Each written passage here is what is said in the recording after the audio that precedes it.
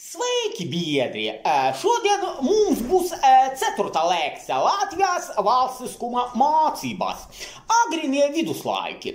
Kopumā protobaltus mūsu ēras 1. gadsimtos Eiropā skara masveida migrācijas plūsmas, īpaši lielas tautas migrācijas laikā.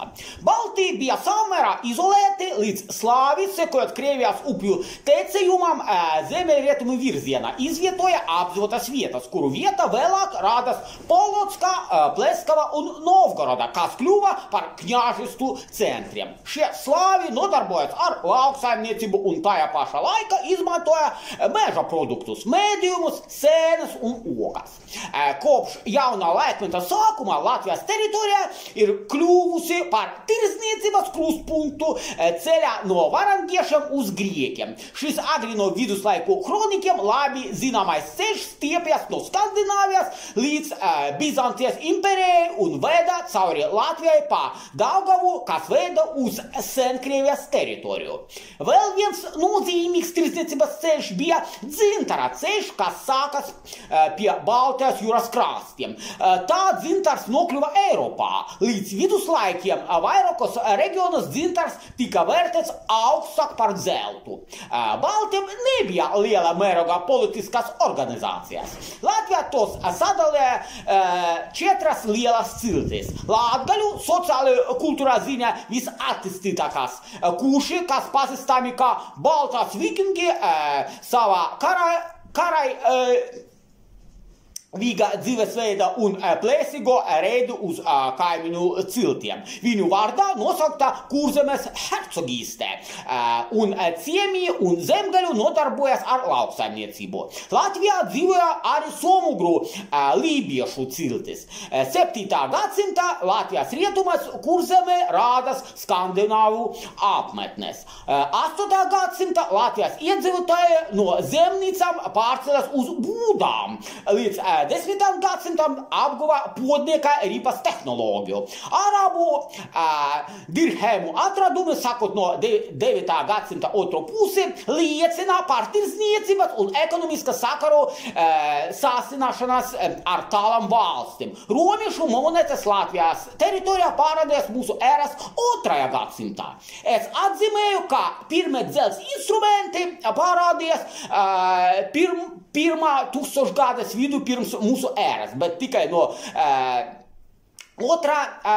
tūkstošgadsimta te pilnībā aizstāja akmens darbarīkus. Dzelzs tika izgatavots no vietējās purva rūdas. Smietiņu apmetnē tikai atverstas 6 krāsnes dzelzs kausēšanai. Tajā pašā laikā lauksaimniecība kļuva par iedzīvotāju galveno nodarbošanos, bet lopkopība, makšķērēšanas un mēdības kļuva par sekundāru. Līdz 5. gadsimtam Balti nodarbojas ar kāpļu audzēšanu. Ražojošo spēku attīstības rezultātā sākas patriarchālu sabiedrisko attiecību saišana un no 5. gadsimta šķiru sabiedrības veidošanas. No 10. gadsimta Latvijā tiek nostiprinātas feodālas ražošanas attiecības. Austrum Latvijā un Daugavas baseinā jau attīstīta feodalisma perioda ienākušā kaimiņu Krievijas kņāžistu ietekme feodālās attīstības attīsties straujāk nekā citos reģionos. Lauksaimniecība izplatījās 3 lauki un arkļi ar dzelzs iemesļiem. Attīstījās kālēja, keramikas un citas amatniecības. Aktīvi notika tirdzniecība. Arabu, Rietumu Eiropas un Bizantijas monetu atradumi Latvijā. Par amatniecības un tirdzniecības centriem kļuva Mežotne, Tērvete, Rīga, Jēršika, Lūdza, Kuldiga un citi. 2. gadsimta sākums attiecas uz galveno feodālu veidojuma antagoniskas šķiru, feodāļu un zemnieku genēzi un veidošanos. Zemnieki dzīvoja ciemos, bet feodāli nocitinātas apmetnes, no kurām līdz 400 atrodas Latvijā. Latvijas iedzīvotāju vidū kristiecība sākās izplatītas, iekļūstot no Senkrievijas, gandrīz visi kristīgā kultā. Termini latviešu valodā ir aizgūti no krievu valodas. Bija arī valstiskuma pirmsākumi 10. 13. gadsimtā. Austrumlatvijā izveidojas 3 latgaļu kņāžiste – Koknese un Jērseka, agrāk bija Polockas atkarīga un Tālava atkarība no Plēskavas. Administratīvais iedalījums bija rajoni ar pīlim, centra un pagasti.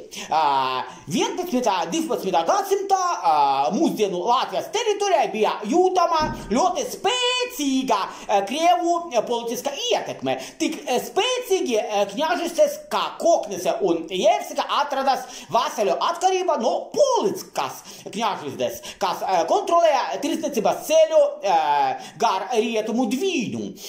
Un arī lībieši, kas dzīvoja pie pašas Dvīnas ietekas, Ikškulā godināja Polockas kņāžu, Tālavas un Atzeles zemes godināja Plēskavas kņāžu. Tajā pašā laikā zemgaļu un kuršu kņāži un vecāki bija politiski samērā neatkarīgi, lai gan daļa kuršu godināja Zviedrijas karaļus. Tālāko feodālu valstu attīstību Latvijas teritorijā pārtrauca vācu feodālu katoļu agresija, kas bija krusta karu neatņemšana sastāvdaļa 12. gadsimta otrā pusē. Daugavas Grīvā pirmie piedalījās tirgotāji no Ziemeļvācijas pilsētām. Viņi piesaistīja vācu feodāļu un Romas katoļu baznīcas atbalstu un mēģināja sagrabt tirdzniecības ceļus, kas veda caur Latviju. 1196.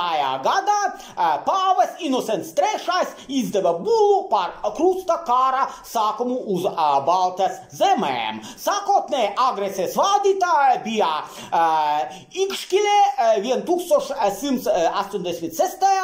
gada un Rīgā 1201. gada bāzētie vācu biskāpi, kuru vidu Alberts izcēlās ar īpašu nežēlību. Viņš izsauca krustniešu vienības no Vācijas, izveidoja brudinieku Dzobensceļu ordeni, lai cīnīties pret ciltiem, kas apdzīvo Austrumbaltiju un izraisīja naidu starp šīm ciltiem. Neskatoties uz varonīgu pretestību, līdz 1205.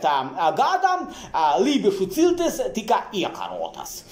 Kokneses pēdējais valdinieks kņāžs Vjačko, nesaņemot palīdzību no Polockas, 1207. gadā nodedzināja Kokneses cietoksni un devas uz Krieviju. 1209. gada Jērseku ieņēma bruninieki. 1214.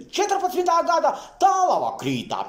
Visilgāk pretojas kuršu un zemgaļu ciltis, kas kopā ar lietuviešiem piedalījās vācu feodāļu Sakava saules, tagad Šauļai.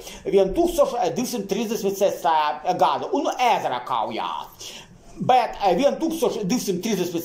gadā sakautā Zobenbrāļu ordeņa vieta 1237. gada tika izveidots Līvonijas ordenis, kura meistari turpināja agresiju. Līdz 13. gadsimta beigām krustniešu sagustītājā Latvijā izveidojas vācu feodāļu, kuri rādīja valdušo šķīru un eksploatēja latviešu zemniekus saimnieciska un politiska kundzība. No 13. gadsimta otrā ceturkšņā līdz 1561. gadam Latvijas teritorijā bija Līvonijas sastāvdaļa. Līvonijai bija garīgo kņāžistu konfederācija izveidota no iekarotas Latvijas un Igaunijas teritorijās.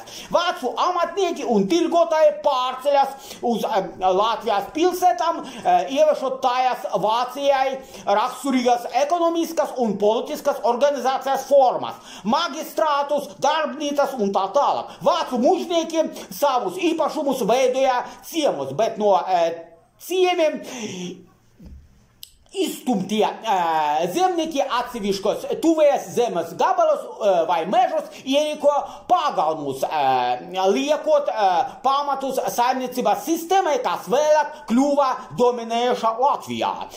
Paļaujoties uz agresīvā kara laikā celto nocetināto mūra piļu tīklu, vācu feodāli nodrošināja pārsvaru par latviešu zemniekiem, liekot tiem maksāt feodāla īri. Algas vienība bija tā sauktais ākis. Vācu feodāļu kundzība stipri bremzē latviešu tautas kultūras attīstību. Vācu feodāļu kultūra, kas lielā mērā atdārināja vācu feodāļus un latviešu zemnieku sakotnējā kultūra atdalījusies no valdoša slāņa pa šķīram un nacionālajām atšķirībām izplaties visā Latvijā. Cenšoties pakarot vietējās zemniecības kultūras attīstību vāciešiem, sakot no 16. gadsimta latviešu valodā izdotas vairākas garīgas satura grāmatas. Pēc tam vācu mužniecības un buržuazijas ideoloģija rādīja tā saukto kultūra trägerisma teoriju,